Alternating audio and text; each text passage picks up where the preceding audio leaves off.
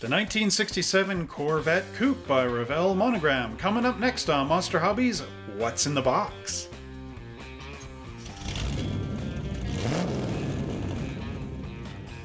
Hey everybody, welcome back down to another exciting unboxing at Monster Hobbies, where today we are returning to the GM showroom and we are going to open up this great 1967 Corvette Coupe by Revell Monogram.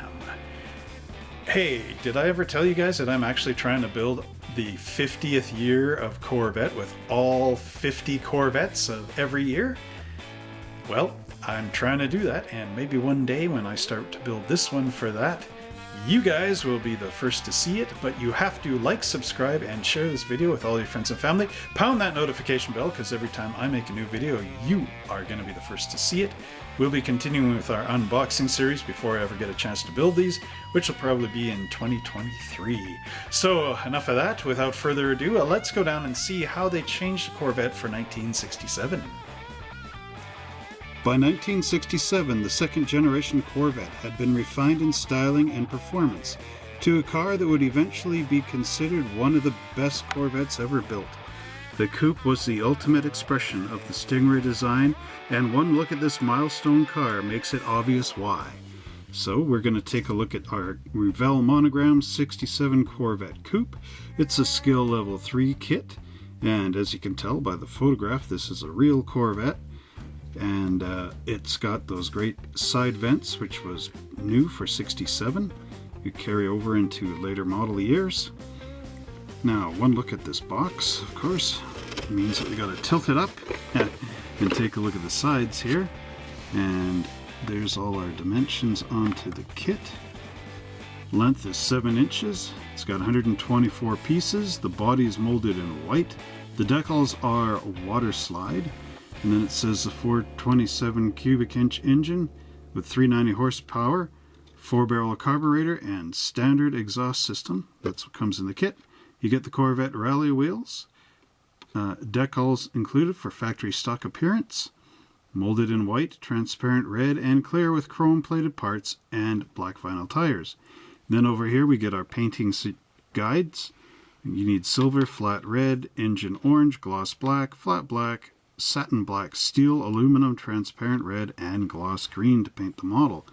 Here's a nice rear 3/4 view of the model itself.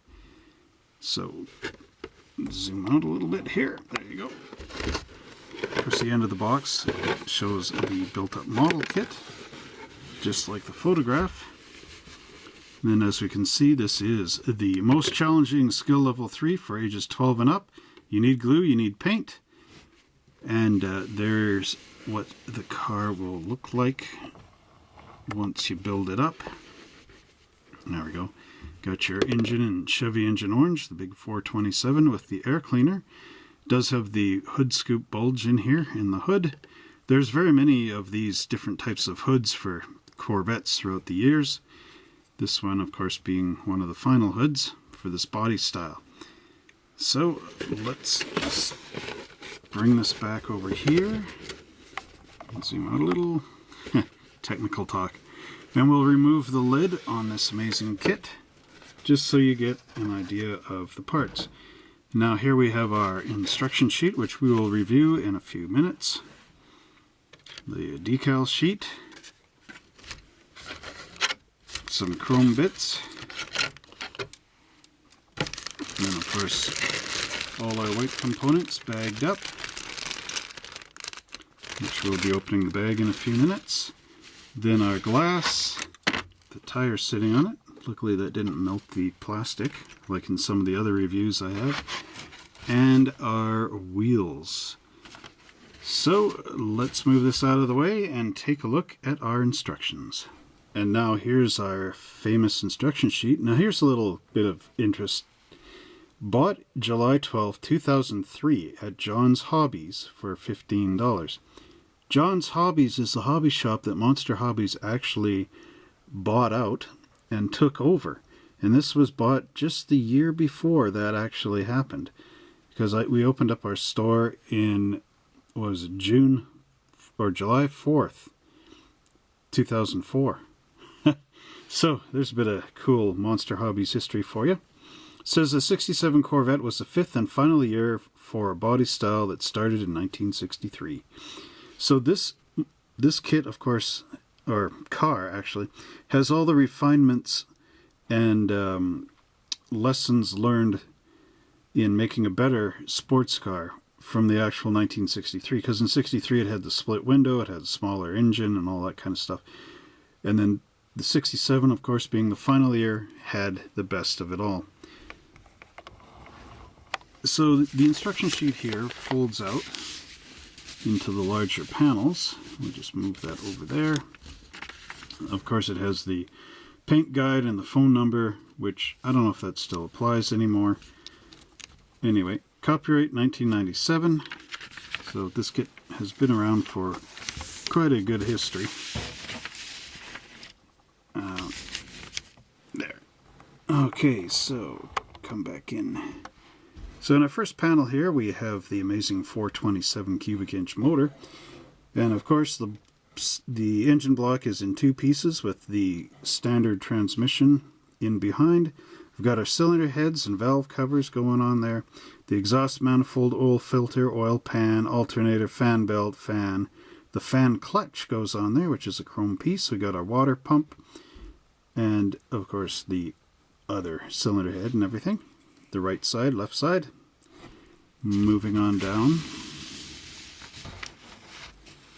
Here we've got our engine going together. You got your special distributor here because of course they had a fiberglass body, so you needed a grounding type distributor. Carburetor, intake manifold going on there. And then over here we've got our starter motor and the fuel pump.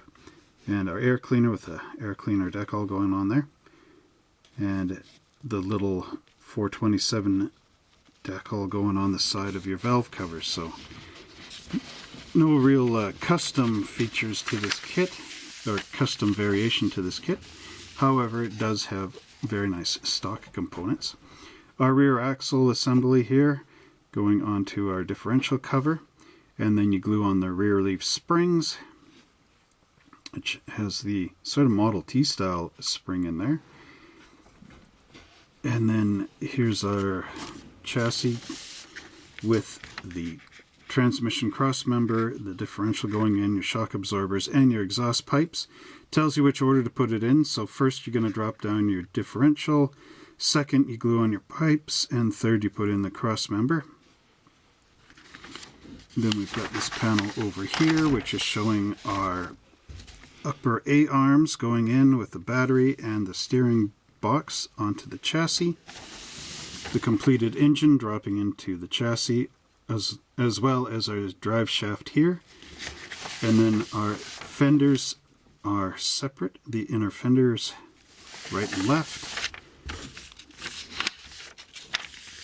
Getting into page 3, you can see our firewall going on to the body, or the interior tub, as well as the brake cylinder and the cylinder back for our master cylinder. Then you've got a decal going in here on the center console, as well as parking brake and your gear shift. The interior going together, your seats. It's got separate door panels and a rear deck panel. And then we get this beautiful look at our dashboard here. We got our brake and clutch pedals going in with the steering column and the steering wheel and another decal on the horn. Dropping into place. Then we get back under the hood here for our radiator, which comes in 3 pieces. You got a fan shroud, the radiator, and the radiator wall.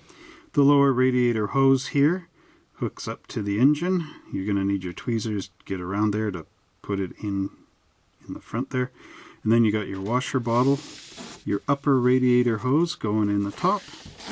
Then we finish our suspension here with the lower piece of the front suspension. Then our coils, tie rod, and steering linkage going onto that chassis.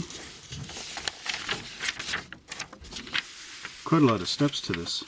There's our glass going into the body, and you even get a roof light in there. Completed interior dropping in, Then it says, note, use tape to hold hood in place until after step E. So, of course, that's going to be when the chassis goes in. There's a couple little bumps in those fenders, which will lock into the pins on your hood. And there's your wheels going together, wheels and tires, body, and then you've got chrome rocker panels that go on the sides, and then your exhaust pipes going into the back. There's your front grille going together with the bumpers and the license plate, and our turn signals and clear lenses. Separate clear lenses in those turn signals, so they're going to be tiny. Then we've got our body with the gas cap, the taillight housings, the bumperettes, or the bumpers, yeah, bumperettes, the red lenses in the back, and then back up under the body again for some bumper supports. Then we've got individually molded windshield wipers, door handles, side view mirror, and a decal for a license plate. And then onto the back, we have this nice side profile of the car showing us where all the decals go. There's even the center decal for the wheels. And then here we have a hood stripe combination, because there is a blue, white, and a black stripe in here. So you get, for example, tuxedo black, you would have a, what is this, black, oh, so if your car is black, in the tuxedo black exterior, well, hang on, the interior trim color, okay, so the exterior color is tuxedo black. It would have a red interior, red, oh, black, red, bright blue, yeah. Okay, hood stripe colors are in here. So basically this shows you all that. Alright, I won't belabor the point. So there's our instruction sheet, and now let's take a look at the body. Here we have our prototypical Corvette 1967 body, molded in white plastic, and it is quite a nice little body. There's really no flash going on in it. You can see the nice vents right in here. This was the first year for these style of vents. They would be coming back up again in later Corvette models. They've got some nice little pins here for mounting your bumper on. Of course, whoa, there you go. Nice big front grille with the typical Corvette Stingray flip-up headlights, which was popular for this model. You get your cross-flagged emblems right on there. Very crisp detail. I do believe this kit came out at a time when all the big manufacturers were competing to make good quality models, just like Tamiya of Japan does. For 67, of course, we don't have the split window. That got dropped for the 64 model year. Then you've got the great big fuel tank door right there, and then your Corvette emblems on the back. Kind of hard to see under the bright lights and white plastic. There's a little bit of a mess right here on the rear fender. You get some minor seam lines coming along this kit, but very, very, very well molded. You can easily sand that down with a bit of sandpaper. You've got your door latches in here, your mounting point for the door latch, and of course the keys for your door. Back in the day without remote starters or door locks. This year also had a rear tail lamp going on in here, or a backup light, or something. The bumper bracket mounts for bumperettes, and of course all the holes for the exhaust pipes and our rear tail lamps. So again, a very nice, clean, crisp little body. And here's our sprue tree coming up next that has the hood in it, and unfortunately I can't pop this out right now to put it in the body to test the fit.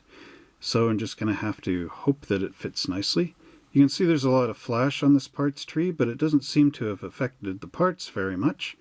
We've got our battery here, our front timing chain cover and water pump, as well as the exhaust pipes, the radiator hoses upper and lower, our valve covers, our cylinder heads, the oil pan, the seat backs, the sun visors, The door panels, which are, it's nice to have these as separate pieces. Washer bottle, then you've got your brake master cylinder back here. We got our springs, the engine block in 2 halves with this wonderful transmission going on here.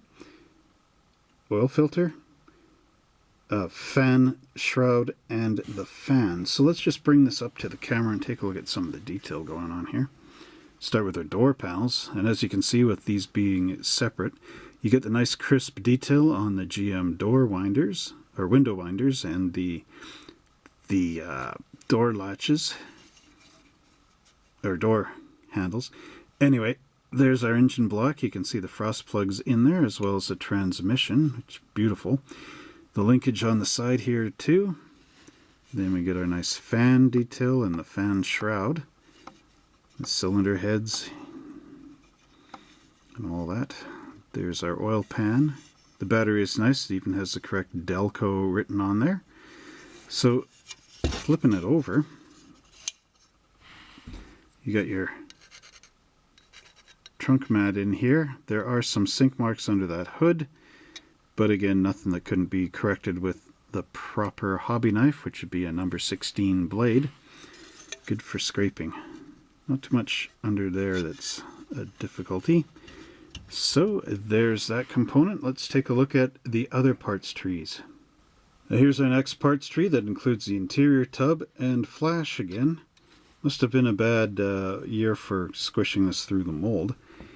But again, like I said, the flash doesn't really affect the parts. It's just right in here in these runners. So there's our rear differential, the mounts and the spring, the shock absorbers, the differential cover, the brace. There's our upper and lower A-arm, front suspension assembly. We've got the other end of our steering, the steering box, the linkages, the firewall, bracket braces for the bumper, the exhaust manifolds, the radiator and rad support, starter motor, pedals for floor pedals, and then the interior here. And let's just bring the interior bucket up to the camera, flipping it over.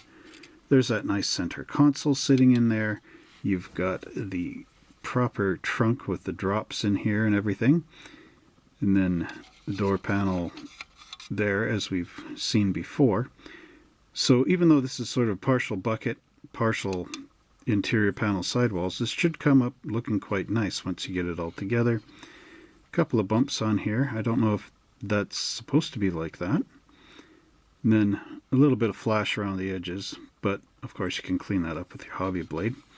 Coming across, you can see the nice detail in all these other components. Very nice, clean and crisp. Your firewall, of course your A-arms and all that.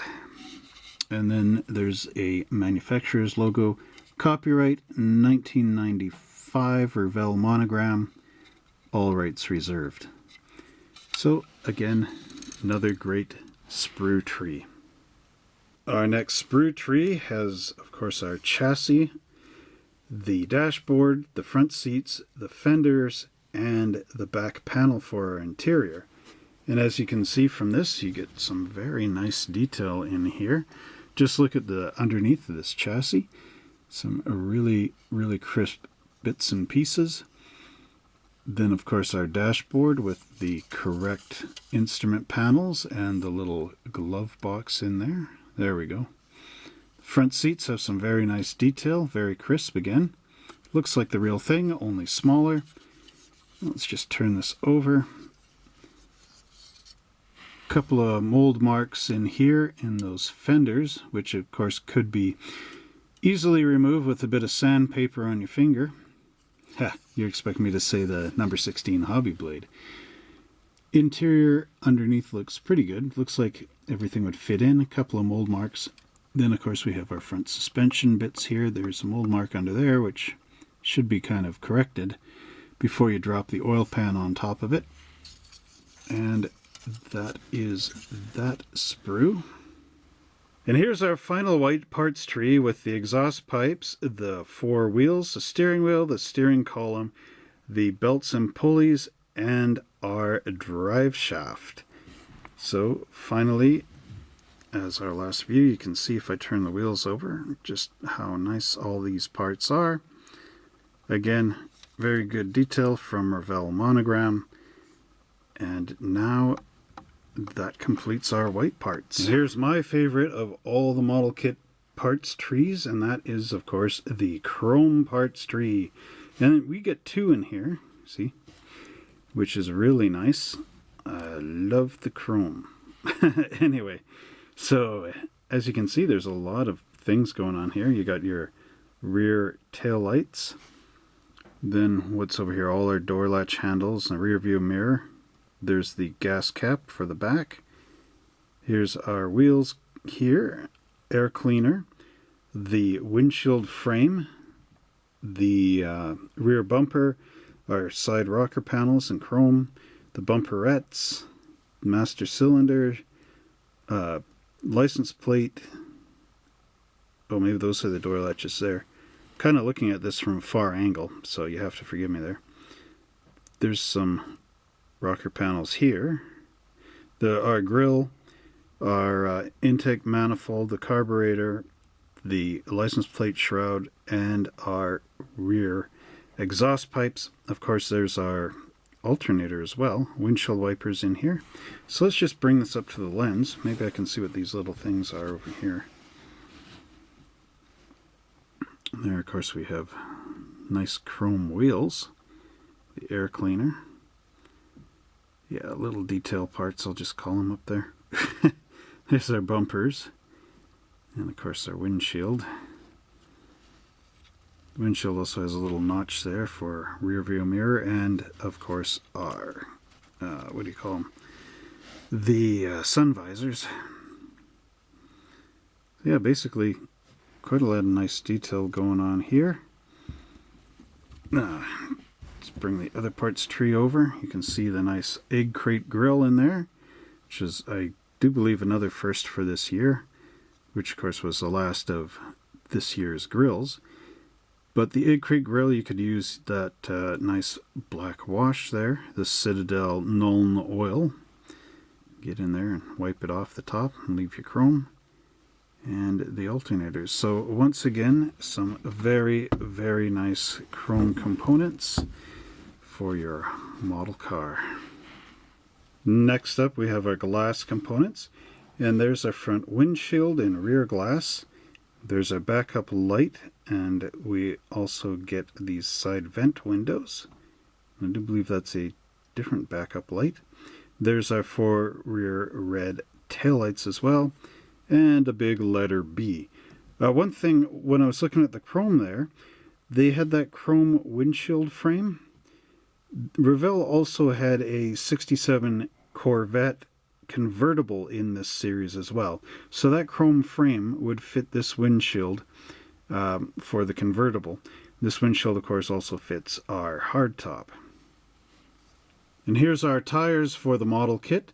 And one thing that I find interesting is, unlike AMT Ertl that brought out brand new Firestone wide oval Supreme tires and that sort of thing, Revell instead opted just for their generic tires, and these tires go all the way back. I have them in a 1960 Corvette kit. They're plain, they're generic. They only have this little side, of course, our tread in here, and that's it. There's nothing to them, so enjoy. Last but not least is our decal sheet, and here we have 4 choices of stripes. So you get black, red, white, and light blue. You get a USA #1 license plate, as well as a vintage California TSN 662 and a modern California 67 390 horsepower license plates, so you can choose which one goes in where. There's our cross flag Corvette decals, which would be like air cleaner and that sort of thing. Then we have our red lines that you can put on those tires, make them not so generic, as well as the little center decals, which would go on those nice wheels. You do have decals for your instruments panels here and a bunch of other cool things, your scripts and those cross flags that are on the hood and on the rear. And that completes our look at the Revell Monogram 1967 Corvette Coupe. And wasn't that a fantastic unboxing? It sure will be a great modeled kit sitting on my shelf once I get it painted white with that red interior. Should be a really cool. That'll happen probably around 2023, 2024, 2025. I don't know. How long will it take me to build it? Well, if you want to know, don't forget to like, subscribe, and share the channel. Pound that notification bell so when I start building this thing, you will be one of the first to know about it. But you'll be one of the first to know when I upload the next unboxing video from 1967. So until next week, enjoy your sports car.